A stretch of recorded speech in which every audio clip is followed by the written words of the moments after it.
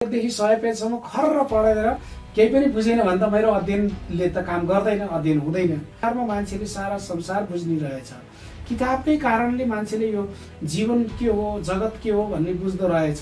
जनाले मलाई स्याबासी दिनुभयो, थाप मार्नुभयो र ओहो राम्रो हो, यसै गरी लेख्ने हो भनेपछि एक किसिमले लेख्नु पर्ने रहेछ। त्यहाँबाट सुरु भयो लेख्नु पर्ने। मास्टर्स गर्दाखेरि त मैले MBA पनि गरेँ, MPA पनि गरेँ।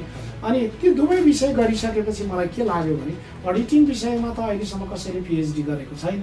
दर्शनको कुरा गर्दाखेरि पनि तपाईँले एउटा दर्शन जस्तै धर्मको ह्याङओभर भन्ने प्रकाशित गर्नु भएको रहेछ। यो आफै शब्दमा पनि यसले अलि फरक पनि देखाउँछ। यसलाई व्याख्या गर्दाखेरि कसरी व्याख्या गर्नुहुन्छ? यो संसार बुझ्दैन, समाज पनि बुझ्दैन, केही पनि बुझ्दिन, म चुप लाएर बस्छु भन्छ भने उसले जति बुझेको छ त्यति नै बुझ्छ, त्यहाँभन्दा बढी बुझ्दैन। धर्म दर्शनका कुरा फरक कुरा हो। धर्मशास्त्रले जहिले पनि जे भन्यो त्यो मात्रै हुनुपर्छ भन्छ। धर्म दर्शनले त्यसो होइन, के कुरा ठिक के कुरा बेठिक भन्ने। सात्वम सात्वमस्यम सोहम समाहमस्मि रिक्तम देउरहम पृथ्वीत्वम भन्ने अगुवाई हुने हो, स्रष्टा अगुवाई हुने हो। उसले समाजमा भएका कुरालाई लेखिदिएर मात्रै पुग्दैन, समाजलाई कसरी अघि बढाउने भन्ने कुरा पनि उसले लेख्नु पर्यो नि त। हो, त्यो लेख्ने हुनको लागि उसले बढी अध्ययन गरेको हुनु पर्यो अरू पाठकको भन्दा। श्रोताहरूका लागि 2-4वटा पुस्तक भन्नु पर्दाखेरि अब छनौट गरेर फेरि कतिपय लेखकलाई अन्याय पनि होला यो प्रश्न, तर विविधताभित्रको त्यो विचित्रता छ नि, त्यो लिन मान्छेले जान्नुपर्छ। लियो भने यसमै एउटा जीवनको आनन्द पनि छ कि। म हिँड्दाखेरि अध्ययन गरिरहेको हुन्छ, खाजा खाने बेलामा अध्ययन गरिरहेको हुन्छ, रेलमा बसमा हवाईजहाजमा उड्दा गुड्दा पनि उनीहरूले अध्ययन गरिरहेका हुन्छन् र केही न केही मैले सिक्नुपर्छ भन्ने गरिरहेको हुन्छ। यो क्रम हामी कहाँ अलिक कम छ। होटलमा गएर 2-4 हजार बिहान बेलुका सिद्ध्याइदिन सक्छौँ, तर 2-400को नयाँ किताब आइरहेको छ, त्यो किताबमा के लेखिएको छ पढौँ भन्ने कुरा पनि हुनुपर्छ। एक साहित्य भनेको एउटा सीमित क्षेत्र होइन, असीमित क्षेत्र हो साहित्य भनेको। साहित्यमा सबै कुरा छ, यो सारा संसार कसरी चलिरहेको छ भन्ने कुरा पनि। जाति व्यवस्था नहुनु पर्ने, त्यो कर्मकाण्ड ब्राह्मणलाई छोडेर क्षत्रियहरू वैश्य शूद्रहरूले पनि त्यो गर्न पाउनु पर्थ्यो। यसमा चाहिँ तपाईँको विचार होइन? त्यो किताब किन्छ पढ्छ, बेकारको पुस्तक रहेछ मैले बेकार किने भन्छ, उसलाई अर्को पुस्तक किन्नमा चासो पनि हुँदैन। पढेको आजको भोलि नै उसको परिवर्तन भएर झलक्क अर्कै आउने त होइन। उसले धेरै पुस्तकहरू पढिसकेपछि कुनैबाट केही ज्ञान लिएला, कुनैबाट केही ज्ञान लिएला, अनि ऊ परिपक्व र परिष्कृत हुँदै जाने हो नि।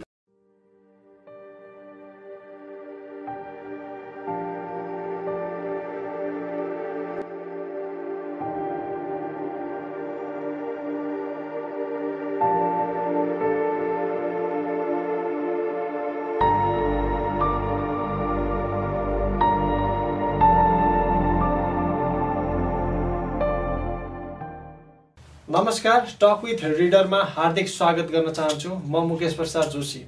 आजको हाम्रो यस नयाँ श्रृङ्खलामा अतिथिको रूपमा हुनुहुन्छ वरिष्ठ साहित्यकार डाक्टर दामोदर पुडासैनी किशोर।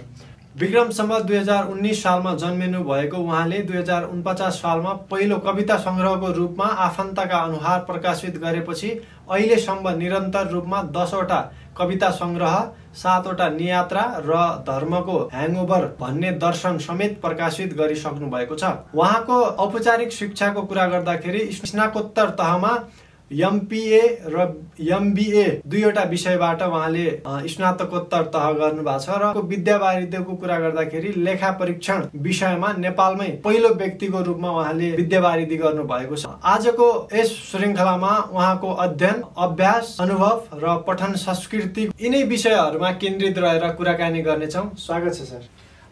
धेरै धेरै धन्यवाद। रेडियो श्वेत शार्दुल 93.6 मेगाहर्जमा कुरा गर्ने मौका मिल्यो, खुसी लागिरहेको छ। पछिल्लो समय के गर्दै हुनुहुन्छ? अध्ययन गर्दै हुनुहुन्छ अथवा लेखन कार्यमा सक्रिय हुनुहुन्छ? अहिले विशेष गरी म अध्ययन र लेखन दुवै काममा लागिरहेको छु। हुन त एउटा लेखकले जहिले पनि अध्ययनलाई पहिलो प्राथमिकता दिनै पर्छ। त्यस हिसाबले पनि म केही पुस्तकहरू निरन्तर पढि पनि राखेको छु र मेरा आफ्ना केही कृतिहरू लेख्ने क्रम पनि मेरो जारी राखिरहेको छु। त्यसले गर्दा अध्ययन र लेखन दुवै काम मेरो निरन्तर जारी छ। अब यो जसरी लेखन कार्यमा सक्रिय व्यक्तिहरूले लामो समय अध्ययन गर्नुपर्छ, विभिन्न पुस्तकहरू अध्ययन गरेपछि लेखनको शैली फुर्छ भन्छन्। तपाईको लेखन कार्य कसरी प्रारम्भ भयो? लेखनप्रति तपाईँ कसरी जागरुक भएर अगाडि बढ्नुभयो? तपाईको अध्ययनको पाटोबाट हामी सुरुवात गरौँ न। हजुर, यो महत्त्वपूर्ण प्रश्न पनि हो। एउटा कुनै पनि लेखक अथवा कुनै पनि प्रतिभा विकास हुने भनेको ऊ एक्लै भएर हुने होइन। उसको समग्र परिस्थितिको नै राम्रो भएपछि मात्रै ऊ एउटा स्रष्टाको रूपमा, लेखकको रूपमा, कविको रूपमा। मेरो पनि त्यस्तै नै हो। मेरो पारिवारिक रूपमा नै मेरो घर परिवारमा एउटा अध्ययनको वातावरण, म सानो हुँदादेखि नै अध्ययनको वातावरणमा म हुर्केको। मेरो बुबा आफै पनि धेरै किसिमका धार्मिक पुस्तकहरू अध्ययन गर्नुहुन्थ्यो र त्यसको साथसाथै मेरो घरमा धेरै जसो विभिन्न दर्शनका अध्येताहरू, विभिन्न धार्मिक सम्प्रदायका विद्वानहरू र अध्ययन गर्ने स्रष्टाहरू र विद्वानहरूको पनि धेरै उपस्थिति रहन्थ्यो।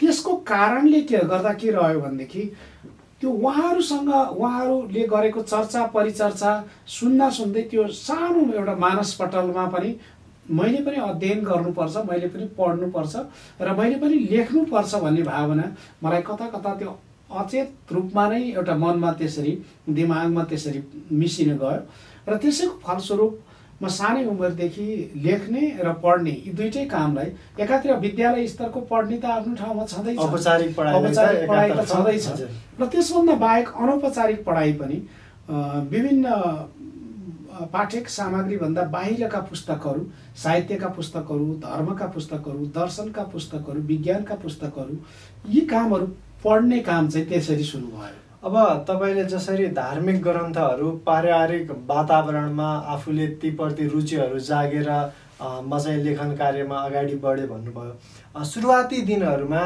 के कस्ता कुराहरूबाट प्रेरित भएर अध्ययन गर्नुपर्छ भन्ने तपाईमा त्यो चेतना पलायो अथवा के कुराले तपाईलाई छोएर चाहिँ अध्ययनमा त्यो रुचि देखाएको थियो? होइन, मुख्यतया त हामीलाई के लाग्थ्यो भने मैले अघि पनि भने मेरो घरमा आउने जो विद्वानहरू हुनुहुन्थ्यो, विभिन्न विशेष गरी धार्मिक सम्प्रदायकै विद्वानहरू हुनुहुन्थ्यो, मेरो घर परिवारले उहाँहरूलाई एउटा आदर्श व्यक्तिको रूपमा मान्थ्यो। उहाँहरू धेरै ज्ञानी मान्छे हुनुहुन्छ, धेरै कुराहरू संसार बुझ्नु भएको छ, जीवन बुझ्नु भएको छ भन्ने एउटा घर परिवारले मान्थ्यो र उहाँहरूले पनि के गर्नुहुन्थ्यो भने जीवन यसरी चलाउने हो, जगत यस्तो हुन्छ, जगत यसरी चलेको छ भन्ने कुराहरू, धेरै ज्ञानवर्धक कुराहरू सुनाउनुहुन्थ्यो र मलाई पनि के लाग्थ्यो भने ओहो, पढ्यो भने त यति धेरै कुरा, यो संसार के हो भन्ने कुरो बुझिँदो रहेछ, यो मान्छे कसरी जन्मियो, कसरी यो सारा प्रकृति चलिरहेको छ, कसरी यो जीव जन्तु वनस्पति कसरी माथि अगाडि बढिरहेको छ भन्ने कुरा उहाँहरूको मुखबाट सुन्दाखेरि होइन अझै धेरै मैले पनि अध्ययन गर्न सकेँ भने त अझ धेरै कुरा मैले थाहा पाउँछु नि भन्ने मलाई लाग्यो र म त्यसै भएर पनि त्यो पढ्ने कुरामा बढी आकर्षित भएँ। र त्यसभन्दा बाहेक मेरो बुबा हरिप्रसाद पुडासैनी उहाँ आफै पनि असाध्यै धेरै अध्ययन गर्नुहुन्थ्यो, यो विज्ञानको बारेमा, धर्मको बारेमा, दर्शनको बारेमा धेरै अध्ययन गर्नुहुन्थ्यो र धेरै कुरा उहाँहरूले अर्थ लगाउनुहुन्थ्यो, विभिन्न भाषाका कृतिहरूको अर्थ लगाउनुहुन्थ्यो र यो सारा संसार यसरी चलिरहेको छ, सारा जीवन यसरी चल्छ भन्ने कुरा उहाँले पटक पटक भन्नुहुन्थ्यो। अनि त्यसले त्यो देखेपछि मलाई पनि के लाग्यो भने पढ्ने भनेको त ठुलो कुरा रहेछ, किताबमा नि लेखेको आधारमा मान्छेले सारा संसार बुझ्ने रहेछ, किताबकै कारणले मान्छेले यो जीवन के हो, जगत के हो भन्ने बुझ्दो रहेछ भने मैले पनि पढ्नुपर्छ, धेरैभन्दा धेरै पुस्तक पढेँ भने धेरैभन्दा धेरै म ज्ञानी हुन्छु, बुझ्छु र यो सारा संसारमा म अघि बढ्न सक्छु भन्ने त्यो एउटा 6-7 वर्षको उमेरदेखि नै त्यो किसिमको चेत एउटा भित्र त्यसरी गढ्यो। हजुर, अब जसरी अध्ययन गरिसकेपछि अब लेख्नुपर्छ भन्ने कहाँबाट प्रेरणा पाउनुभयो अथवा त्यो कसरी अभ्यास गर्नुभयो? अध्ययन त गर्नुभयो तपाईँले, पारिवारिक वातावरणले त्यो अध्ययन गर्न चाहिँ तपाईँलाई रुचायो भनौँ, त्यसपछि लेखनको शैली कसरी सुरुवात गर्नुभएको थियो? त्यो अध्ययनको साथसाथै लेखनको कुरा पनि त्यहीँबाट सुरु भयो। कसरी भन्दाखेरि त्यही मैले भने नि मेरो घरमा विभिन्न सन्त साधुहरू विद्वानहरू आउनुहुन्थ्यो। मेरो बुवा पनि अनि आफूले जानेका कुराहरू भन्नुहुन्थ्यो, उहाँहरूले पनि भन्नुहुन्थ्यो। र भन्दै के भने यसै गरी विभिन्न अब दोहा भन्थे त्यतिखेर, श्लोकहरू भयो, यो गजलहरू भयो, अनि विभिन्न छन्दका श्लोकहरू, विभिन्न अब रामायण महाभारतका कुराहरू एउटाले अर्कोलाई कण्ठस्थ सुनाउने, त्यसका अर्थहरू बताउने, संस्कृतमा भएका अर्थहरू सुनाउने, सुन्ने, अनि त्यसमा यो कुरा ठिक भयो, यो कुरा ठिक भएन भन्ने चर्चा परिचर्चा गर्ने, गाउँका अरू दाजुभाइ दिदीबहिनीहरू पनि त्यो कुराहरू सुन्ने, यो क्रम भएपछि उहाँहरू सँगसँगै मैले पनि कविताहरू लेख्न थालेँ। र मेरो दाइहरूले पनि कविताहरू लेख्नुहुन्थ्यो, दिदीहरूले पनि गुनगुनाउनुहुन्थ्यो। र त्यसपछि मैले पनि सुनाएँ। म 7 वर्षको उमेर हुँदाखेरि नै मैले बसन्त शीर्षकको एउटा कविता लेखेँ र त्यो मैले सुनाएँ, घरमा सुनाएँ। घरमा सुनाएपछि सबैजनाले मलाई स्याबासी दिनुभयो, थाप मार्नुभयो र ओहो राम्रो हो, यसै गरी लेख्ने हो भनेपछि एक किसिमले लेख्नु पर्ने रहेछ, लेख्यो भने त्यहाँबाट सुरु भयो। लेख्नु पर्ने रहेछ, लेख्यो भने त सबैले मन पराउने रहेछन्, लेख्ने भनेको अरूभन्दा फरक पनि हुने रहेछ भन्ने मलाई लाग्यो। र त्यसपछि मैले निरन्तर लेख्न थालेँ।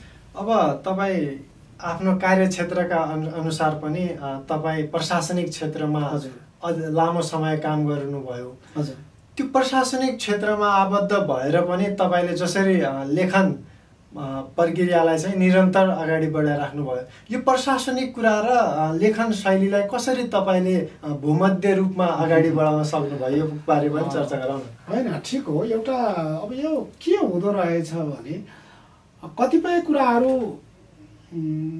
जीवनमा कुन कुरालाई प्राथमिकता दिने भन्ने महत्त्वपूर्ण कुरो हुँदो रहेछ। र मैले के काम गर्ने, कुन योजनालाई अघि बढाउने र मैले जीवनमा के प्राप्त गर्ने, त्यो कुरामा आफू स्पष्ट हुनु जरुरी छ। तपाईँले भन्नुभएको जस्तो म सानो उमेरदेखि नै मैले एकातिर पढाइलाई अघि बढाउनु पर्छ भन्ने कुरामा, पढाइलाई छोड्नु हुँदैन, पढाइमा सधैँ उम्दा हुनुपर्छ भन्ने मेरो धारणा थियो। र म विद्यालय तहमा पढ्दाखेरि पनि म दोस्रोबाट तेस्रो स्थानमा कहिल्यै पनि जानु परेन, पहिलो दोस्रो त्यसरी हुँदै गएँ। र पछि पनि मलाई पढाइको क्षेत्रमा असफलता हासिल भएन। र त्यसपछि मैले पढ्दै विद्यालयमा पढिसक्ने बित्तिकै जब कलेजमा पढ्न थालेँ, मैले लोकसेवा आयोगको परीक्षाहरूमा पनि तयारी गर्न थालेँ र त्यसमा पनि मलाई असफल हुनुपर्ने अवस्था आएन। मैले प्राय सबै परीक्षाहरूमा लोकसेवा आयोगमा प्रतिस्पर्धाकै रूपमा जितेँ र त्यसबाट मैले जागिरको क्रम पनि अघि बढाउन सकेँ। र अर्कोतिर मलाई के लाग्यो भने एकातिर पढाइलाई अघि बढाउनुपर्छ, अर्कोतिर साहित्य लेखनलाई पनि अघि बढाउनुपर्छ, र अर्को तेस्रो कुरा भनेको मेरो जागिरे जीवनलाई पनि एउटा सकेसम्म छिटोभन्दा छिटो माथिल्लो पदमा म पुग्नुपर्छ भन्ने हिसाबले मैले यसरी अघि बढेँ। र त्यसरी बढ्दाखेरि एउटा फाइदा मलाई दोहोरो सबै कुराले भयो।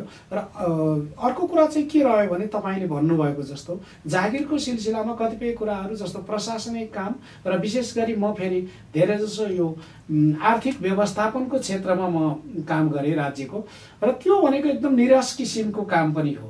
र मान्छेहरू धेरै जसो प्राय गरी जागिरमा डुबेपछि अरू कुराहरू गर्न, सृजनात्मक कामहरूमा गर्न त्यति मन नपर्यो, समयको पाबन्दीले पनि त्यो कुरा त्यसरी हुन्छ सकिँदैन।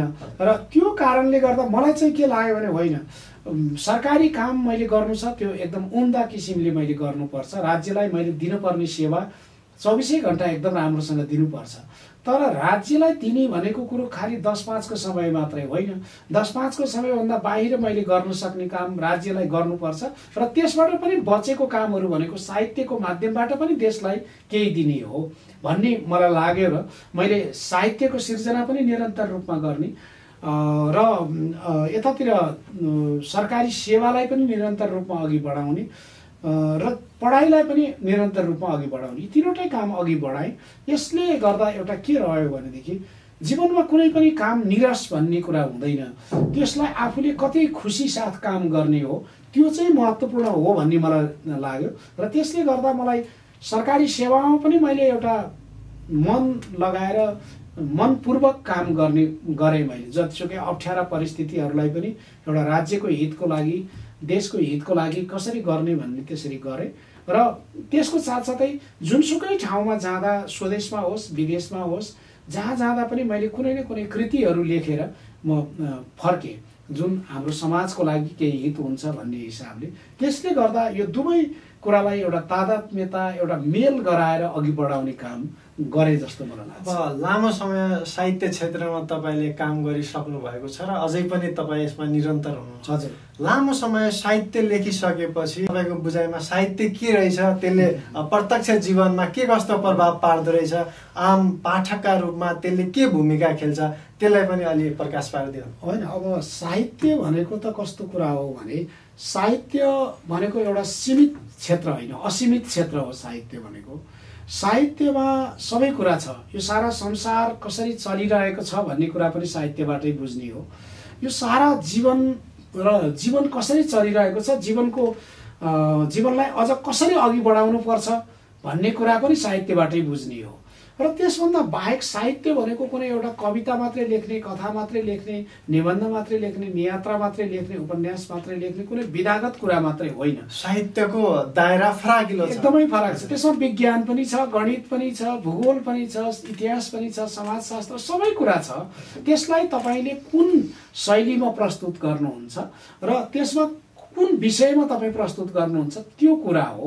र तर समग्रमा के हो भने साहित्य भनेको समाजलाई, मान्छेलाई, जीवनलाई, यो सारा प्रकृतिलाई कसरी परिचालन गरेर यसमा भएका स्रोत साधनलाई अझ बढी यो सारा प्राणीको लागि हित हुने गरी चलाउने भन्ने कुरा एउटा लेखिदिने कुरा हो, एउटा लिपिबद्ध गरिदिने कुरा हो।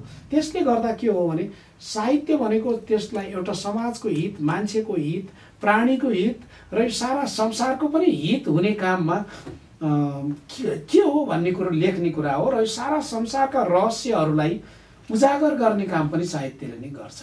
त्यसो भएको हुनाले यो एउटा विराट र विस्तृत क्षेत्र हो साहित्य भनेको। अब तपाईँले औपचारिक शिक्षाको कुरा गर्दा पनि जसरी एडिटिङमा पिएचडी गर्नुभएको छ, नेपालकै प्रथम व्यक्तिको रूपमा पनि तपाईँ मानिनुहुन्छ। यो क्षेत्रमा यो विषयमा गर्नुपर्छ भन्ने त्यो कसरी योजना बनाउनु भयो, त्यसलाई पनि अलि प्रकाश पारौँ। होइन, यो एकदम महत्त्वपूर्ण प्रश्न हो तपाईँको। मलाई के लाग्यो भने मैले अघि नै तपाईँले भन्नुभएको प्रश्नसँग पनि यो सान्दर्भिक छ। मैले जब सरकारी सेवामा प्रवेश गरेँ, लामो समयसम्म म देशको लेखा परीक्षण क्षेत्रमा आबद्ध रहेँ। त्यसले देशभरिमा भएका देशभरिबाट भएका आम्दानीहरू र देशभरि भएका खर्चहरू र देशको राज्यको लागि भएका आम्दानीहरू र खर्चहरू ठिक ढङ्गले भएका छन् कि छैनन् भनेर जाँच्ने काम, त्यसको प्रतिवेदन दिने काम, संसदमा छलफल गर्ने काम, यी यावत कामहरूमा संलग्न हुने मौका पनि मिल्यो। र यो एक किसिमले एउटा निरस विषय, मैले अघि नै पनि भने निरस विषय पनि हो। तर निरस हुँदाहुँदै पनि मैले भने मान्छेको लागि चुनौतीकोसँग लड्नु नै सबैभन्दा ठुलो कुरा हो। त्यस हिसाबले मलाई के लाग्यो भने अब जुन व्यवस्थापन भनेको, अडिटिङ भनेका यी विषयहरू एकदमै निरस, एकदम कठिन भन्ने मान्छेहरूको धारणा छ। यही कठिन विषयमा नै अध्ययनलाई मैले किन अघि नबढाउने त? त्यो भयो भने अलिक फरक कुरा पनि मैले दिन सक्छु, फरकपन पनि मैले दिन सक्छु भन्ने मेरो धारणा रह्यो। त्यसले गर्दा मैले के गरेँ, मैले मास्टर्स गर्दाखेरि त मैले MBA पनि गरेँ, MPA पनि गरेँ।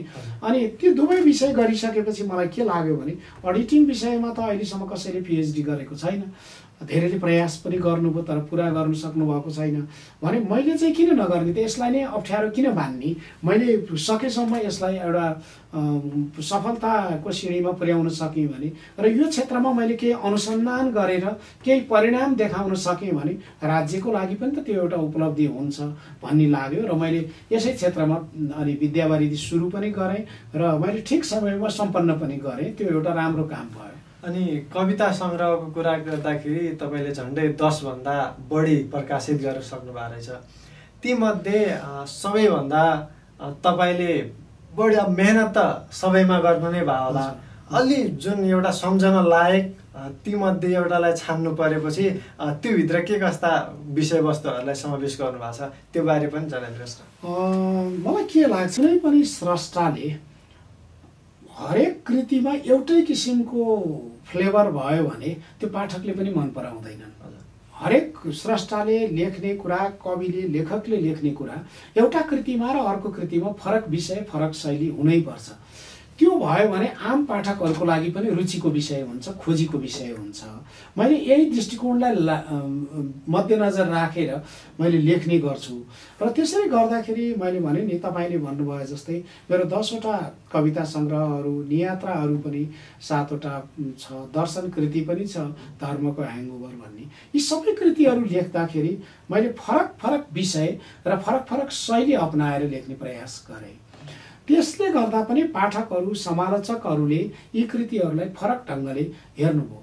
जस्तो मैले कविता सङ्ग्रहकै कुरा गर्दाखेरि कुनै कृतिहरूमा एउटा यो सारा समाजको विसङ्गतिहरू, विकृतिहरू र समाजलाई एउटा विचलन कसरी गइरहेको छ भन्ने कुराहरूलाई कुनैमा लेखेँ। कुनैमा द्वन्द्वको बेलामा जब राज्यमा विभिन्न पक्षको बिचमा द्वन्द्व थियो, त्यो द्वन्द्वबाट देखिएको समाजमा परेको प्रभाव, देशमा परेको प्रभावको बारेमा लेखेँ। कुनैमा मैले एउटा अन्तर्राष्ट्रिय परिवेश र नेपाली परिवेशको सामाजिक परिवेश के फरक छ भन्ने कुरालाई पनि लेखेँ। कतिपय कुरो प्रकृतिसँग नजिक रहेर जीवन र प्रकृतिको अन्तर विरोध र त्यसबाट आउने परिणामका कुराहरूलाई पनि लेखेँ। यसले गर्दा मलाई के लाग्छ भने हरेक कृतिहरूमा फरक ढङ्गले लेख्नुपर्छ भन्ने हिसाबले लेखेँ। अब कुनै कुनैमा तपाईँले कविताकै सङ्ग्रहकै कुरा गर्दा एउटै शीर्षकमा मेरो 80-81 कविताहरू पनि एउटै शीर्षकमा छ। जस्तो पहाड र प्रेम भन्ने मेरो एउटा कविता सङ्ग्रह छ, त्यसमा 81 कविताहरू छन्। ती कविता सबैका शीर्षक पहाड र प्रेम नै हो र त्यो कविताहरू लेख्दा म हिमालमा, पहाडमा बसेर नै लेखेँ र त्यो लेख्ने भनेको यसो आँखाले देख्ने पहाडहरू मात्रै, आँखाले देख्ने हिमालहरूलाई मात्रै लेखेको होइन। त्यो एउटा जीवन लाई पहाडको रूपमा उभ्याएर र त्यो प्रेम भनेपछि त्यहाँबाट एउटा गतिशीलता कसरी ल्याउने जीवनसँग भन्ने कुरालाई उजागर गरेर लेखिएको हो। र त्यसभन्दा बाहेक मैले हिमालको आवाज भन्ने एउटा कविता सङ्ग्रह छ मेरो, त्यसमा 51वटा कविताहरू छन्। त्यो म सगरमाथा क्षेत्रमै रहेर 2.5 महिना जति बसेर विभिन्न एउटा हिमाल के हो त, विश्वमा हिमाललाई कसरी चिनाउने भन्ने विषयमा मैले ती कुराहरूलाई केन्द्रित भएर लेखेका कविताहरू हुन्। र यसै गरी मैले कुनै एउटा विदेशमा रहेर लेखेका कविताहरू पनि छन्। जस्तो आलोकित आयाम, आकारको खोजीमा भन्ने मेरा कविता सङ्ग्रहहरू म विश्वका अरू धेरै मुलुकहरूमा झन्डै 25-30-35वटा मुलुकहरूमा रहेर त्यहीको परिवेशमा लेखिएको कविता पनि छ। र त्यसको साथसाथै मेरो एउटा अहिले नयाँ कविता सङ्ग्रह पनि आउँदैछ। म अमेरिकामा रहेर त्यो अमेरिकी परिवेश, अमेरिकी संस्कृति, अमेरिकी भूगोल, अमेरिकी सुगन्ध, अमेरिकाको प्रभावलाई लिएर लेखिएको कविता सङ्ग्रह हो त्यो। त्यसले एउटा के मलाई लाग्छ भने अब हाम्रो आम स्रष्टाहरू युरोप, अमेरिका, खाडीतिर जानुहुन्छ, उहाँहरूले लेखेको नराम्रो भनेको होइन, लेखेको राम्रो हो। तर धेरै मैले साथीहरूलाई सल्लाह पनि दिन्छु, सुझाव पनि दिन्छु। खाडीमा बसेर पनि उहाँहरूले लेख्दाखेरि के भने जहिले पनि म मेरो चौतारी नै सम्झिरहेको छु, चौतारीमै बसिरहेको छु भनेर लेख्नुहुन्छ। चौतारीलाई बिर्सनुपर्छ भनेको होइन मैले, चौतारी अथवा आफ्नो देशलाई हेला गर्नुपर्छ भनेको पनि होइन। तर त्यो खाडीमा उहाँले भोगेको दुःख, खाडीमा भोगेको दुःखबाट चाहिँ आफ्नो गाउँ, आफ्नो ठाउँमा उहाँले सम्झेको कुरा, त्यहाँको परिवेशलाई लिएर जोडेर लेखिदिनु भयो भने त यहाँ बस्ने पाठकहरूले पनि धेरै कुराहरू बुझ्न सक्छन् नि त, होइन? त्यसरी लेखिनुपर्छ भन्ने हिसाबले मैले विदेशमा बस्दाखेरि विदेशकै त्यहीँको महक, त्यहीँको रौनक, त्यहाँको कठिनाइहरूलाई पनि समेटेर पनि लेखेको छु। यस हिसाबले मलाई तपाईँले सोध्नुभयो जस्तो हरेक कृतिहरूमा फरक विषय, फरक शैली आओस् भन्ने हिसाबले मैले लेख्ने गरेको। अब दर्शनको कुरा गर्दाखेरि पनि तपाईँले एउटा दर्शन जस्तै धर्मको ह्याङओभर भन्ने प्रकाशित गर्नुभएको रहेछ। त्योभित्र अब अझै पनि समाजमा धर्म भन्दाखेरि विभिन्न एउटा सामाजिक संस्थाको रूपमा धर्मलाई मान्ने गरिन्छ। यो धर्मलाई तपाईँले कसरी प्रकाश पार्नु भएको छ? एउटा ह्याङओभर भन्नाले यो आफै शब्दमा पनि यसले अलि फरक पनि देखाएको छ। यसलाई व्याख्या गर्दाखेरि कसरी व्याख्या गर्नुहुन्छ? होइन मुकेशजी, एउटा के लाग्छ मलाई भने हामी नेपाली र विशेष गरी दक्षिण पूर्वी एसियामा रहेका हामी आम मान्छेहरूको धारणा के रहेछ भने धर्म भनेको मान्छेले पुरा बुझेको पनि छैन, नबुझिकन नै धर्मको जतिसुकै विकृति भए पनि धर्म भनेपछि विरोध गर्नु हुँदैन भन्ने आम मान्छेहरूको एउटा धारणा छ। त्यो गलत हो। किनभने तपाईँ हामी हरेक मान्छे भनेको त चेतनशील प्राणी हो नि त, र त्यसलाई एउटा विज्ञानसम्मत ढङ्गबाट यो कुरा ठिक छ कि छैन भन्ने कुराहरू हेर्ने हो। र धर्मको मूल जरो भनेकै के हो भन्दाखेरि उसले एउटा यो लोकभन्दा परलोकको कुरालाई विश्वास गर्छ, आत्माको कुरा गर्छ होइन, र त्यो स्वर्ग नर्क यी कुराहरूलाई कुरा गर्छ। तर त्यो कुरा अहिलेसम्म पनि स्वर्गबाट कोही फर्केर आएको, नर्कबाट कोही फर्केर आएको छैन, त्यहाँ गएर के भोग्यो त्यो पनि छैन। र धर्म भन्ने बित्तिकै एउटा के भने अपरिवर्तनीय भन्ने एउटा पनि कुरा छ होइन। र समाज के छ, गीता लेख्दाखेरि कुन समय थियो, महाभारत लेख्दा कुन समय थियो, रामायण लेख्दा कुन समय थियो, त्यो त कालखण्ड समयअनुसार चाहिँ फेरिनु पर्छ भन्ने हुनुपर्छ। धर्म ग्रन्थहरूलाई चाहिँ यथास्थिति अपरिवर्तनीय भन्ने अहिले पनि निरन्तर चलिरहेछ। हामी कहाँ एउटा के गलत व्याख्या छ भने धर्मको बारेमा सकारात्मक टिप्पणी गरियो भने अथवा धर्मले यो कुरा यसरी मान्नुपर्छ, अब पनि समाज यसरी गर्नुपर्छ भनियो भने यसले गलत बोल्यो, यसले नचाहिँदो बोल्यो भन्ने हामी कहाँ भन्ने छ। अहिले पनि हामी चन्द्रमालाई पूजा गरिरहेका छौँ, सूर्यलाई पूजा गरिरहेका छौँ। हिजो चन्द्रमामा गएर टेकेर त्यहाँको माटो अहिले पनि ल्याइयो, त्यहाँ चन्द्रमामा फोटो खिचेर त्यहाँ अहिले पनि मान्छेहरू पुगेर आयो भन्दाखेरि यो हुँदै होइन, बकवास हो। धर्मले नै त्यो बाहिरको कुरा भन्ने छ। हिजो धर्मको विरोध गर्ने कयौँ वैज्ञानिकहरूलाई, कयौँ विद्वानहरूलाई, कयौँ दार्शनिकहरूलाई मारिएको हो नि त युरोपमा पनि। अब जस्तै कार्ल मार्क्सकै कुरा गर्दाखेरि उहाँले जसरी धर्मलाई अफिमको रूपमा भन्नुभयो भनेपछि अनि मलाई लागेको के हो भने तपाईँ हामी जो एउटा चेतनशील प्राणी छौँ, केही अध्ययन गरेका मान्छे छौँ, धर्म भनेर त्यस्तो जे पाए त्यही विरोध गर्नुपर्छ त्यो पनि जरुरी होइन। तर्कसङ्गत ढङ्गले चाहिँ अघि बढ्नु पर्यो। धर्मशास्त्र र धर्म दर्शनका कुरा फरक कुरा हुन्। धर्मशास्त्रले जहिले पनि जे भने त्यो मात्रै हुनुपर्छ भन्छ, धर्म दर्शनले त्यसो होइन, के कुरा ठिक के कुरा बेठिक कमजोरीलाई गर्छ। र यो सारा संसारमा अहिलेसम्ममा जे जति युद्ध भएको छ नि, धार्मिक युद्धले नै चाहिँ धेरै मान्छे मरेका छन् होइन। यो अहिले विश्वभरि जे जति युद्धहरू हुन्छ राजनीतिक भन्दा धेरै धार्मिक युद्धको कारणले मान्छेहरू मरिरहेका छन्। जे जति शोषण हुन्छ धर्मकै कारणले शोषण भइरहेको छ। मान्छेहरूले जे जति कुराहरू व्यापार भइरहेछ, धार्मिक व्यापार चाहिँ धेरै सजिलो भइरहेको छ। भावनाले खेल्ने भएर त्यसले सजिलो गराइयो। जस्तो तपाईँले अघि धर्म भनेको अफिम भन्ने कुरा भयो नि, तपाईँलाई त्यहाँ लट्ठ्याइदिइसकेपछि के हुन्छ, तपाईँ त सारा संसार तपाईँको आफ्नो श्री सम्पत्ति नै त्यहाँ सुम्पिनुहुन्छ, त्यो के ठिक बेठिक तपाईँलाई त्यो हुँदैन। भनेको मतलब एउटा के रह्यो भने धर्मकै रूपमा जुन दोस्रो तेस्रो शताब्दीसम्म रहँदाखेरि धर्म ठिक किसिमले काम गरिरहेको थियो। तर जब धर्ममा कर्मकाण्ड भन्ने मिसाइयो नि, त्यसपछि के भयो, धर्म व्यापारको रूपमा गयो।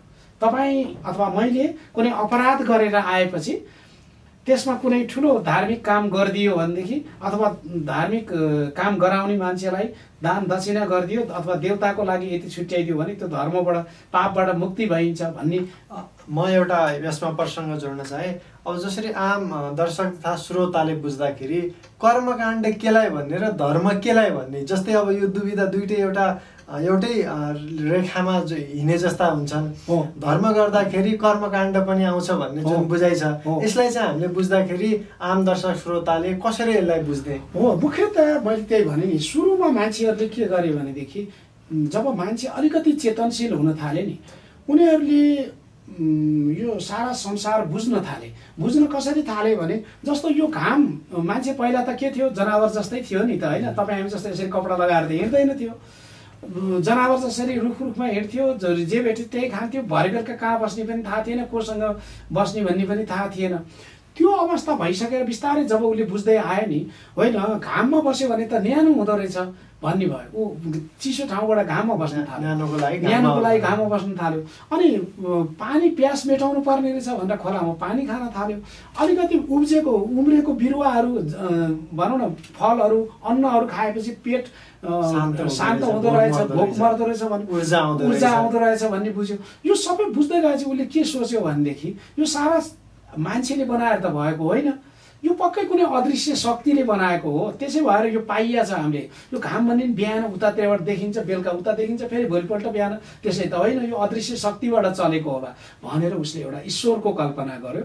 र त्यो ईश्वरको कल्पना गरिसकेपछि मान्छेले एउटा अनुशासनको लागि पनि देवताको स्थापना गर्यो के, देवता भन्ने कुरो स्थापना गर्यो।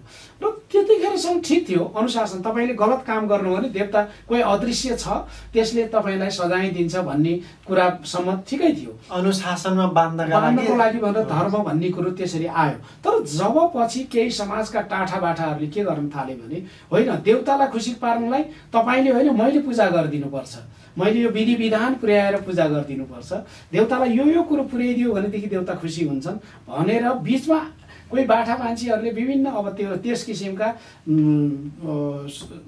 शास्त्रहरू लेख्न थाले, विधि विधानहरू जोड्न थाले। त्यसले गर्दाखेरि के रह्यो भनेदेखि त्यो हिसाबले मान्छेहरू अनि त्यसमा लट्ठ पर्न थाले। तपाईँलाई हामीलाई थाहा छ क्रिस्चियनिटीले जब युरोपमा बेसरी चरम बिन्दुमा पुगेको बेलामा त्यहाँका पोप पादरीहरूले के गर्न थाले भने तपाईँले $1,00,000 मलाई दिनुहोस्, तपाईँलाई म सिधै स्वर्ग पुर्याइदिन्छु भनेपछि मान्छेले ल्याएर $1,00,000 दिने, उसलाई लात्तीले हानेर समुद्रमा ढालेर मारिदिने, मारेपछि ऊ स्वर्ग गयो। अब स्वर्ग गएन त फर्केर कोही आएको छैन होइन। भनेको यसरी कर्मकाण्डहरू विकास भए, त्यसले श्राद्ध गर्ने, पूजा गर्ने यी क्रमहरू जोडिँदाखेरि पनि के रह्यो भनेदेखि साँच्चै भगवानले पाउने भन्दा बढी धेरै मान्छेले आफूले, भगवानले त पाएको भनेको छैन, भगवान त बोल्न नि सक्दैन, ऊ त चुप लाएर बसिरहेको छ। तर भगवानको नाममा बिचमा फाइदा लिनेहरूको संख्या बढ्यो, त्यहाँबाट कर्मकाण्डको सुरुवात भयो। अब जसरी म एउटा यसमा के प्रश्न जोड्न चाहे भने जसरी अहिले ब्राह्मणवाद होइन, जसरी धर्मलाई पनि कसले चलायमान बनाउने भन्दाखेरि समाजको अलि माथिल्लो दर्जामा सामाजिक मूल्य मान्यता बोकेको, जातीय हिसाबमा उच्च अहदामा रहेकाहरू। अब यसलाई धर्मले यद्यपि साँच्चीकै वास्तविक रूपमा भगवान भए त जाति व्यवस्था नहुनुपर्ने, त्यो कर्मकाण्ड ब्राह्मणलाई छोडेर क्षत्रियहरू, वैश्य, शूद्रहरूले पनि त्यो गर्न पाउनु पर्थ्यो।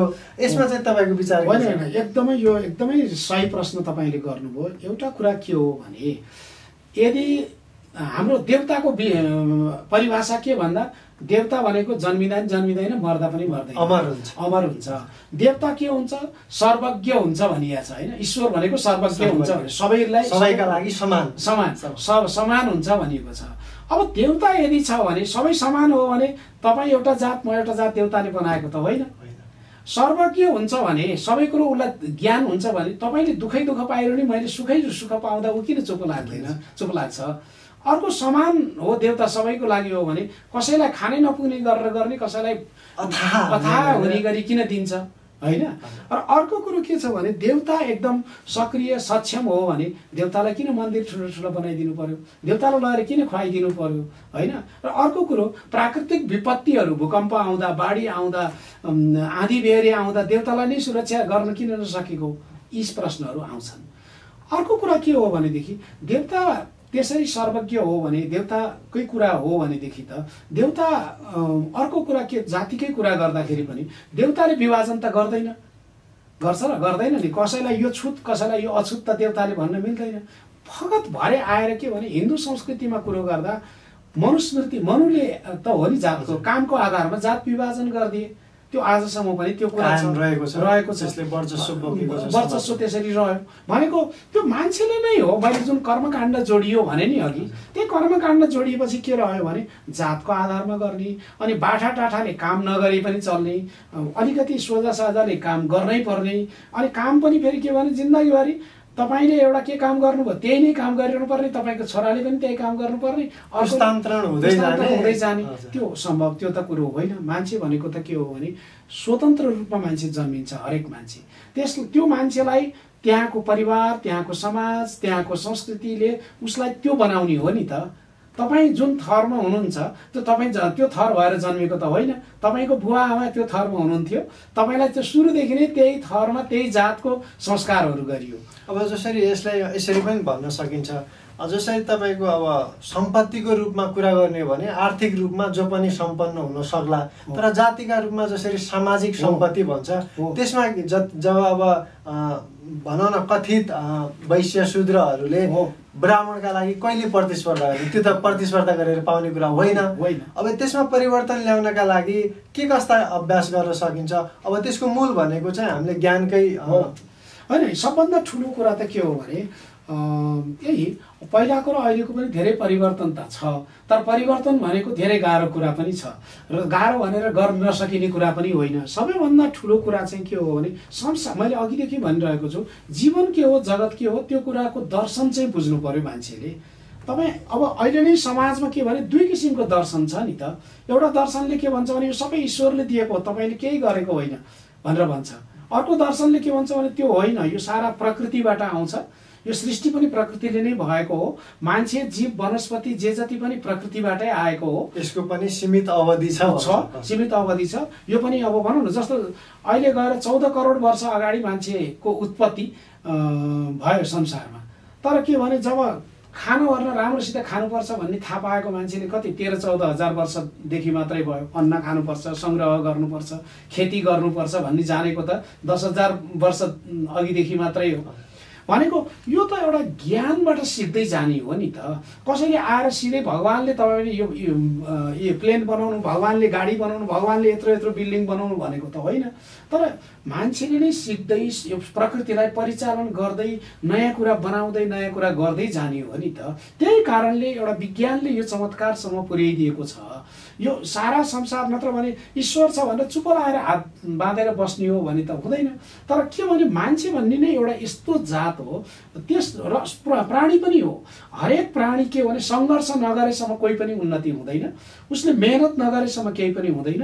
मेहनत गर्नको लागि उसले यो प्रकृतिलाई परिचालन गर्नु पर्यो, प्रकृतिसित उस भएका स्रोत साधनलाई परिचालन गरेर नयाँ बनाउनु पर्यो र मानव हितको लागि, प्राणीको हितको लागि गराउनु पर्यो। त्यो चाहिँ महत्त्वपूर्ण कुरा हो। अब तपाईँले लामो समय अध्ययन, औपचारिक अध्ययन पनि विद्यावारिधि गरिसक्नु भएको छ, अनौपचारिक रूपमा पनि तपाईँ निरन्तर रूपमा पठन संस्कृति अथवा पठन अभ्यासमा निरन्तर हुनुहुन्छ। यो लामो समयको अध्ययनले एउटा के अनुभव दिँदो रहेछ त्यो पनि बताइदिनुहोस् न। होइन, यो त अब अध्ययन भनेको जीवनको हरेक छेडमा धेरै महत्त्वपूर्ण कुरा हो। जो मान्छेले अध्ययन गर्दैन यो संसार बुझ्दैन, समाज पनि बुझ्दैन, केही पनि बुझ्दिनँ, म चुप लाएर बस्छु भन्छ भने उसले जति बुझेको छ त्यति नै बुझ्छ, त्यहाँभन्दा बढी बुझ्दैन। अध्ययन भनेको नै के हो भने नयाँ कुराको सिकाइ हो र आफूले जानेको कुराको तुलना पनि हो। त्यो भएपछि उसले के हुन्छ, नयाँ कुराको आविष्कार पनि गर्न सक्दछ। आविष्कार भनेको कुनै नौलो कुरो गर्नुपर्छ भन्ने छैन। तपाईँ हामीले खाना पकाउने, भात नै पकाउने कुरा पनि त फरक तरिकाले पकाएर फरक स्वाद लिन सकिन्छ। तरकारी नै पनि त्यही तेल मसला नुन हालेको कुरा पनि त फरक ढङ्गले फरक शैलीबाट बनाउन सकिएला नि त, फरक किसिमले काट्न सकिएला, फरक किसिमले सजाउन सकिएला, फरक स्वाद दिन सकिएला होइन। भनेको अध्ययन भनेको जीवनमा सबैभन्दा ठुलो कुरो हो र गति भनेको पनि जीवनमा ठुलो कुरो हो। तपाईँले अध्ययन र गति दुइटैलाई अघि बढाउन सक्नुभयो भने मात्रै जीवन सफल हुने हो। त्यसो भएको हुनाले मलाई के लाग्छ भने अध्ययन गर्नलाई उमेरले छेक्दैन। 100 वर्ष होस्, 200 वर्ष होस्, मान्छेले अध्ययन गरि नै राख्नुपर्छ, सिकि नै राख्नुपर्छ। त्यो सिकाइले र अध्ययनले उसलाई आत्मनिर्भरता बनाउँछ, उसले समाज चिन्ने कुरा गराउँछ, समाजसित र आफूसित भएका कमी कमजोरी के हो त्यो पनि सिकिन्छ, आफूसित भएको क्षमता के हो त्यो पनि सिकिन्छ। त्यसले गर्दाखेरि एउटा मान्छेलाई आत्मनिर्भरताका साथ अघि बढ्नलाई मद्दत पुर्याउँछ। त्यसो भएको हुनाले अध्ययन हरेक व्यक्तिको लागि जरुरी छ। त्यसको मतलब अध्ययन भनेको किताबै पल्टाएर, पाना नै पल्टाएर मात्रै अध्ययन हुने होइन। तपाईँ र म कुरा गर्दा पनि त धेरै कुरो मैले तपाईँसित सिकिरहेको छु, तपाईँले पनि मसँग केही सिकिरहनु भएको होला। श्रोताहरूले मेरो कुरा, तपाईँको कुरा सुनेर उहाँहरूले पनि कतिपय कुरो जान्नु होला, त्यसको प्रतिक्रिया उहाँहरूबाट आउला, त्यसबाट पनि हामीले धेरै कुरा सिकिएला। भनेको यो एउटा निरन्तर चल्ने क्रम हो, माझिँदै जाने कुरा हो, परिष्कृत हुँदै जाने कुरा हो अध्ययन भन्ने कुरा। अब जसरी हाम्रो नेपालको सन्दर्भमा पठन संस्कृतिलाई त्यति खासै प्रवर्धन गर्न खोजिएको देखिँदैन। हजुर, यसलाई प्रवर्धन गर्नका लागि एउटा तपाईँ लेख्ने व्यक्तिका रूपमा पनि हुनुहुन्छ। यसलाई अब वृहत रूपमा यो अभियान चलाएर हुन्छ कि हामीले समाजमा एउटा जनचेतनाका रूपमा होस् अथवा ज्ञानका रूपमा यसलाई अगाडि बढाउनका लागि राज्य निकाय अथवा एउटा लेखकका रूपमा तपाईँले यसलाई कसरी बुझ्नु भएको छ अथवा के गर्नुपर्छ जस्तो लाग्छ? होइन, हामी कहाँ कस्तो भने मुकेशजी, अब सबैभन्दा ठुलो कुरो नि अध्ययन भनेर किताब मात्रै रटेर नै अध्ययन त हुँदैन होइन।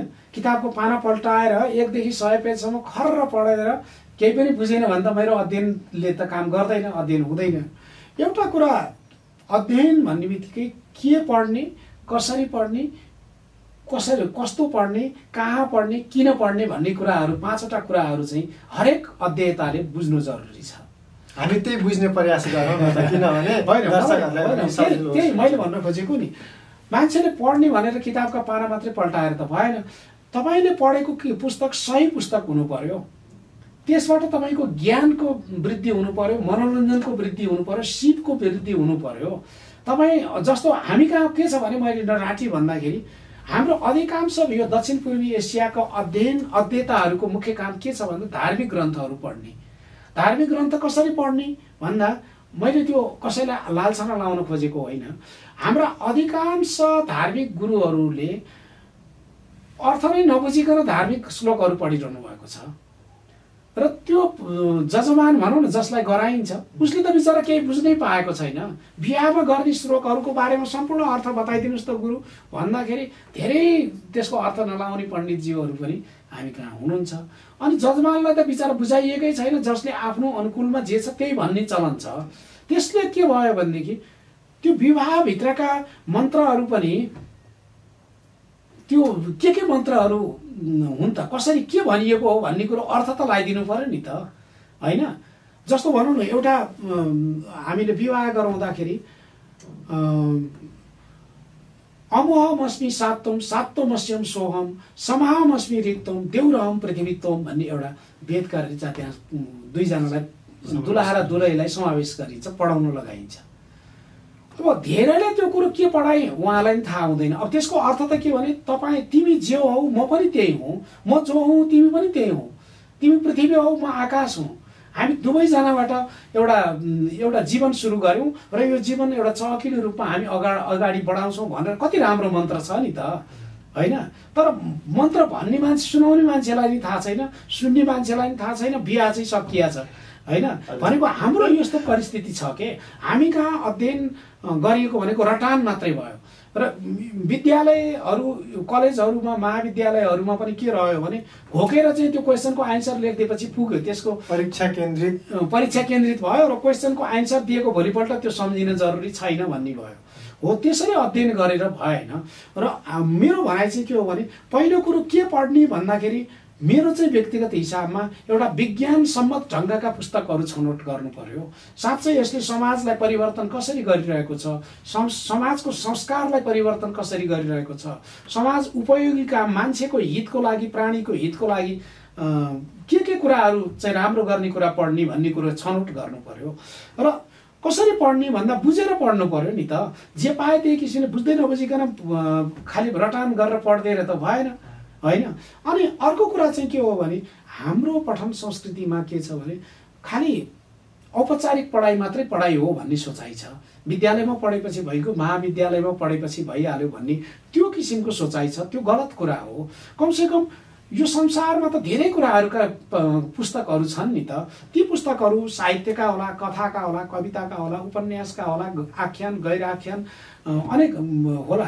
ती कुराहरूलाई पढेर त्यसपछि चाहिँ त्यसको चर्चा परिचर्चा पनि गरियो भने न त्यसको ज्ञान बढ्छ त। हो, त्यो पठन संस्कृति चाहिँ हामी कहाँ कम छ। र अर्को कुरा चाहिँ एउटा कस्तो छ भने, हामी कहाँ पठन संस्कृति कम हुनुमा एउटा बाध्यता पनि छ। हामीले बिहान र बेलुकाको छाक टार्न नै सबैभन्दा ठुलो समस्या छ। त्यो बेलामा नयाँ नयाँ पुस्तक कहाँ आयो भन्ने कुरो खोजी गर्ने चासो पनि हामी कहाँ छैन। एक बाध्यता छ त्यो। अर्को चाहिँ फेरि चासो पनि छैन। चासो कसरी छैन भने, बरु हामी होटलमा गएर 2-4 हजार बिहान बेलुका सिद्ध्याइदिन सक्छौँ, तर 200-400 को नयाँ किताब आइरहेको छ, त्यो किताबमा के लेखिएको छ पढौँ भन्ने कुरा पनि हुनुपर्छ एक। अनि अर्को कुरो चाहिँ फेरि के छ भने, हाम्रो पठन संस्कृतिमा धक्का पुर्याउनमा बुझेका भनेका मान्छेहरूले समूह बनाएर पाठकलाई झुक्याइदिने चलन पनि छ। त्यसले गर्दा पनि राम्रा किताबहरू ओझेल पर्ने, नराम्रा पुस्तकहरूलाई चाहिँ वाह गरेर एउटा ग्रुप बनाएर यो किताब चाहिँ राम्रो छ भनेर चर्चा परिचर्चा गरिदिने, पाठकले गएर त्यो किताब किन्छ पढ्छ, बेकारको पुस्तक रहेछ मैले बेकार किने भन्छ, उसलाई अर्को पुस्तक किन्नमा चासो पनि हुँदैन। अब जसरी एउटा पुस्तक पढ्नेहरूले पनि के भन्छन् भने पुस्तक पढेर के गर्ने, जस्तै अब तपाईँको लुट्ने ज्ञान भनौँ न, अब त्यो एउटा फाइदा हुने भए त त्यो सबैले अध्ययन गर्थे क्या हो। अब त्यो एउटा आफूमा परिवर्तन ल्याउने खालको, एउटा आफूमा सकारात्मक चित सृजना गर्ने खालको पुस्तकहरू त्यो नपाउँदा अथवा त्यो पाएर पनि के गर्ने, ज्ञानका लागि मात्रै ज्ञान भयो भन्ने पनि भनाइ छ। यी कुराहरूलाई सँगसँगै लगेर अगाडि बढ्ने खालका ती पुस्तकहरू तपाईँले कुनै पाउनु भएको छ, तपाईँले अध्ययन गर्नु? यसमा यस्तो कुरा पनि छ के, एउटा यसमा दोहोरो कुरा पनि हामीले हेर्नुपर्ने हुन्छ। एउटा कुरा त पुस्तक पढेर सारा संसार उलटपुलट हुन्छ भन्नु पनि त्यो गलत कुरा हो। किनभने जस्तो भन्नुहोस् न, नेपालकै सन्दर्भमा हामी कहाँ म्याक्सिमम किताब निस्कने एकपटकमा 1000 थान होइन। 1000 थान किताब कुनै किताब निस्कियो भने त्यो 1000 थान नै आजको आजै बिक्री हुने त होइन। त्यो 5औं वर्ष 10औं वर्ष लागेर बिक्री होला। त्यो पनि कतिजना मान्छेले त्यो साँच्चै मन लगाएर पढ्छन् होला, र पढेको मान्छेले साँच्चै त्यो जीवनमा म यो प्रयोग गर्छु नै भनेर कतिले भन्छन् होला। त्यो भनेपछि किताबले नै परिवर्तन हुन्छ भन्ने एउटा छैन। अर्को कुरा, हाम्रो पुस्तकहरू पनि साँच्चै समाज परिवर्तन गर्ने, जीवन परिवर्तन गर्ने खालका किताबहरू छन् त? यो पनि एउटा प्रश्न सोचनीय हो।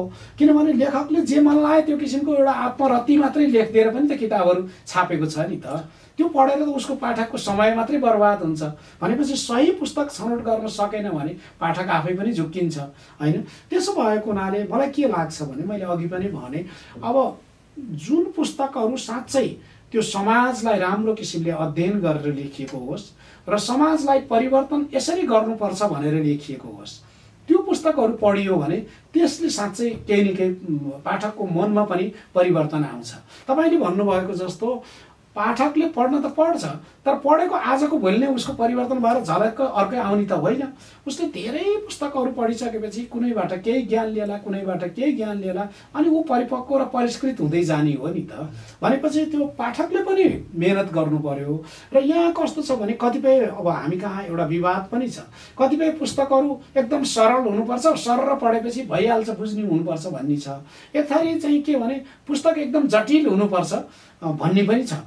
तर म चाहिँ के भन्छु भने यो दुईटैको मझधारमा हुनु पर्यो। किनभनेदेखि सरर पढेर जे तपाईँसित ज्ञान छ त्यहाँभन्दा तपाईँले केही पनि तपाईँको ज्ञानमा थप हुँदैन, त्यति मात्रै हो भनेदेखि त त्यो नपढे भइगयो नि त।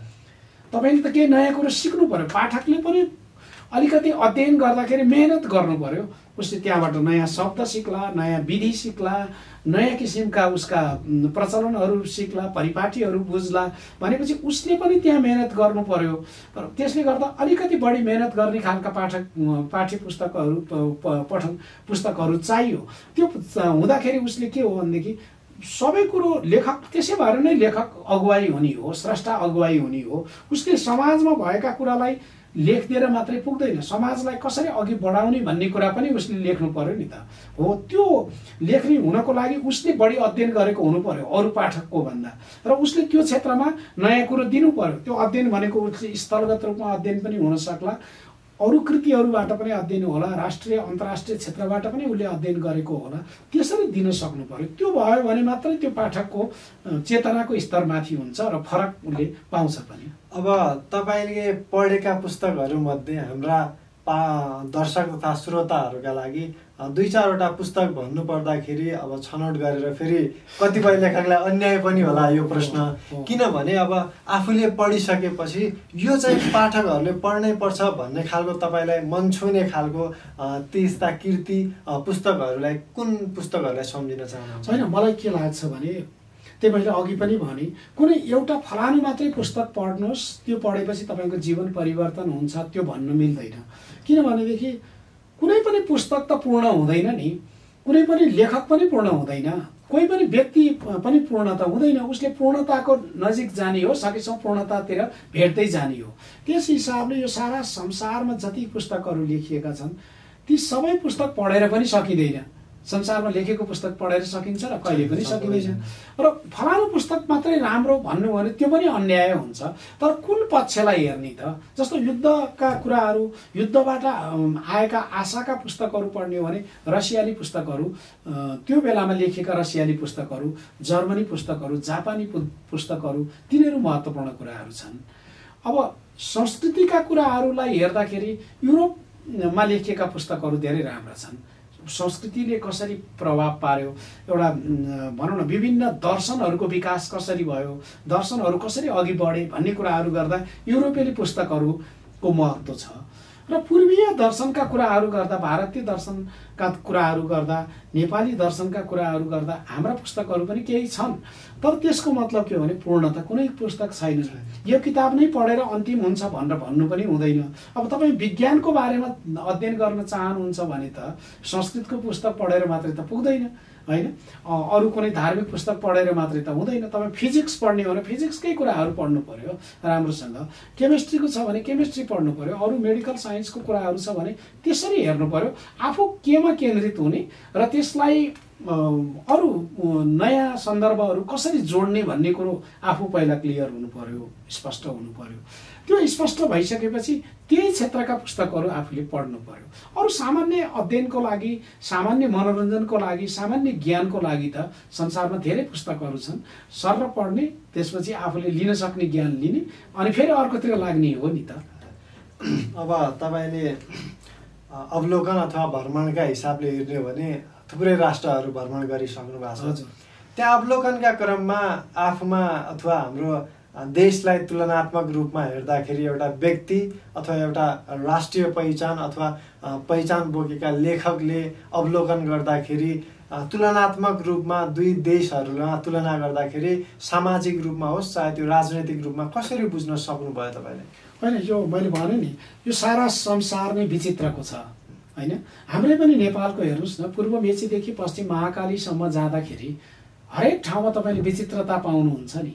विविधता पनि छ, विचित्रता पनि छ। एउटा संस्कार र एउटा संस्कृतिभित्र कति धेरै सौन्दर्य छ क्या त्यहाँभित्र, होइन? तपाईँ एउटा संस्कृति पूर्वको झापाको धिमाल संस्कृति हेर्नुहोस्, पश्चिम महाकालीको अर्को देउडा संस्कृति हेर्नुहोस्, होइन? त्यो सबैमा कति धेरै विविधता छ, कति कुरा छ। हरेकमा त्यो नयाँपन छ र त्यसको हरेकको आफ्नै महत्त्व पनि छ। भनेको एउटा नेपाल भनेको त सानो मुलुक हो नि त। र भौगोलिक रूपमा पनि हामी एउटा उत्तरको एउटा सिमानाबाट दक्षिणको एउटा सिमानामा एकै दिनमा हामी पुग्न सक्छौँ।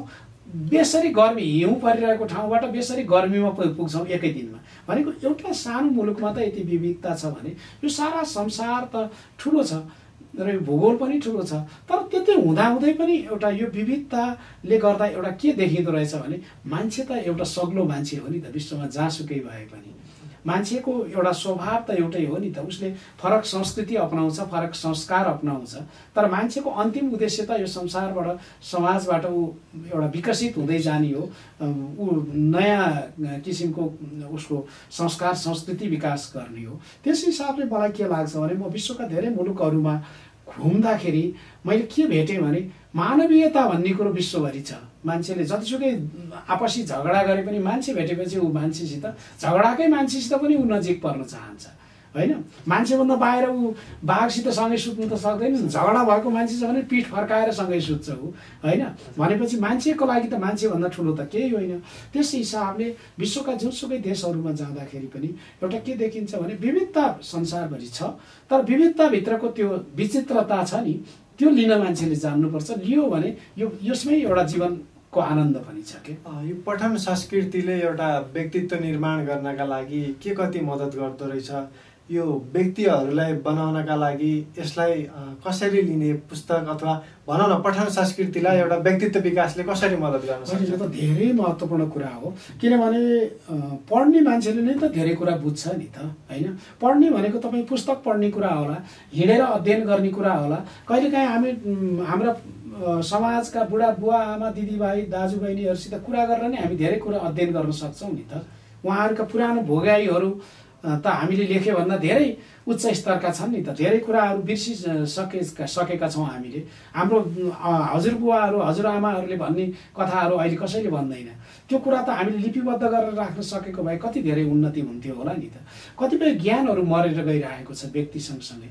भनेको यो एउटा पठन संस्कृति राम्रो। त्यसै भएर युरोप अमेरिकाली मान्छेहरू, जापानतिरका मान्छे, जर्मनतिरका मान्छेहरू उनीहरू के गर्छन् भने हरेक क्षण अध्ययन गरिरहेका हुन्छन्। बाटोमा हिँड्दाखेरि अध्ययन गरिरहेको हुन्छ, खाजा खाने बेलामा अध्ययन गरिरहेको हुन्छ, रेलमा बसमा हवाईजहाजमा उड्दा गुड्दा पनि उनीहरूले अध्ययन गरिरहेका हुन्छन् र केही न केही मैले सिक्नुपर्छ भन्ने गरिरहेको छ।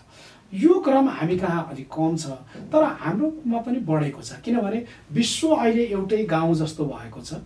हामी विद्युतीय सञ्जालमा जोडिएका छौँ।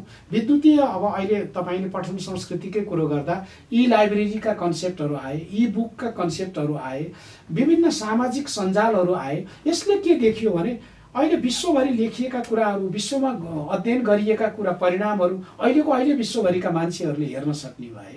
यसले यो एउटा उपलब्धिमा हामी पनि मिल्नुपर्छ। जस्तो अहिले आर्टिफिसियल इन्टेलिजेन्स भनेर जुन एआई भनेर आयो, अब अहिले तपाईँले लेख्ने कुरो, मैले लेख्ने कुरो, यो लेखिदिए त भनेर भन्ने बित्तिकै उसले तुरुन्त भनिदिन्छ होइन। मुकेशजीको बारेमा मलाई बताइदिनुहोस् भन्यो भने उसले तपाईँको सबै कुरो इतिहासदेखि अहिले सुरुदेखि अहिलेसम्मको बताइदिन्छ र कुनै काम गर्नु पर्यो भने तुरुन्तै गरिदिन्छ।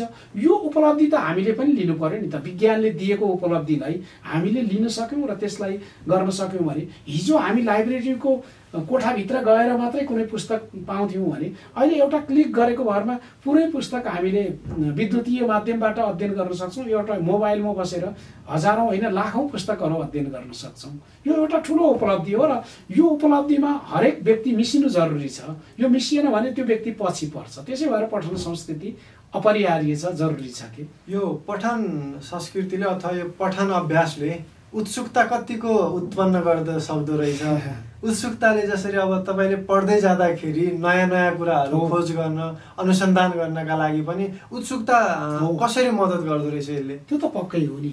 मान्छेलाई के हुन्छ भने नयाँ कुरो अध्ययन गरिसकेपछि, नयाँ कुरो सिक्यो भने उसलाई अब त्यसबाट नयाँ के हो भन्ने कुरो उसले त्यसलाई विस्तार पनि गर्न सक्छ। त्यतिर पनि आइसकेका छौँ। हजुर, अब तपाईँ एउटा लेखकको रूपमा, एउटा अध्ययन गर्ने अध्येताको रूपमा पनि के सन्देश दिन चाहनुहुन्छ? अहिले जसरी नयाँ मानिने कुराहरूले ग्याजेट्स, अझै भनौँ न मोबाइलमा अथवा प्रविधि कुराहरूले चाहिँ जसरी अहिले हाम्रो पठन संस्कृतिलाई कम गरिरहेछ, अब यसलाई प्रवर्धन गर्नका लागि अथवा पाठकहरूलाई तपाईँले के सन्देश दिन चाहनुहुन्छ?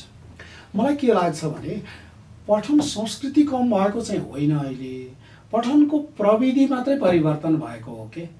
जस्तो हिजो मैले अघि पनि भने, हिजो धेरै मान्छेहरूले जे पढ्नु छ त्यो पुस्तकालयमै गएर किताब ल्याएरै पढ्नुपर्ने अवस्था थियो। अब अहिले जानेर पनि नजानेर पनि मान्छेले अध्ययन गरिरहेको छ। फेसबुक, इन्स्टाग्राम, अरू धेरै सामाजिक सञ्जालहरूमा उसले यसो सर हेर्ने बित्तिकै विभिन्न सूचनाहरू, विभिन्न जानकारीहरू त्यहाँ पाउँछ, प्राप्त गरिरहेको छ। उसले चाहेर पनि नचाहेर पनि प्राप्त गरिरहेको छ। अर्को कुरा के हो भनेदेखि जस्तो मैले अघि नै भने नि, विद्युतीय लाइब्रेरीको माध्यमबाट, विभिन्न किसिमका यो प्रविधिका माध्यमबाट, विद्युतीय तरङ्गका माध्यमबाट उसले नयाँ ज्ञानहरू, नयाँ जानकारीहरू अहिले पाइरहेको छ। अहिले अब हेर्नुहोस् न, एउटा गुगलले मात्रै तपाईँ हामीलाई यो सारा संसारमा भएका के कुरा मात्रै उसले दिँदैन, सबै कुरो उसले दिइरहेको छ। त्यस हिसाबले अहिले पठन संस्कृति कम भएको चाहिँ होइन, पठन संस्कृतिको तरिका अलि मोडिएको हो। अब यो बेलामा हरेक पाठकहरूले यसको फाइदा लिन सक्नुपर्छ भन्छु म त। किनभने यसले एउटा सुरक्षालाई पनि ध्यान दिएको छ। जस्तो भनौँ न, हिजो रामायण महाभारत जस्ता कयौँ ग्रन्थहरू लेखिए हराएर पनि गए होइन। अब उता के अरे युरोप अमेरिकातिर अरूतिर पनि के हो, अब विभिन्न ओडेसी जस्ता अरू धेरै कृतिहरू, त्योभन्दा अगाडि धेरै कृतिहरू लेखिए, ती हराए, हस्तलिखित कुराहरू हराएर गए। अब अहिले त के रह्यो भने विद्युतीय रूपमा हरेकलाई सुरक्षित राख्न सक्ने माध्यम छ। र त्यसको मात्रै होइन, मलाई के पढ्छु अहिले, म धम्मपद पढ्छु भन्ने हो कि, अथवा कुरान पढ्छु भन्ने हो कि, अथवा भनौँ न महाभारत पढ्छु, रामायण पढ्छु, अथवा बाइबल पढ्छु भनेर भन्ने कुरा लगायत विश्वका कुन लेखकले लेखेका कृतिहरू कस्ता छन् के छन् म पढ्छु भन्ने त्यो अहिलेको अहिले मैले पढ्न सक्छु।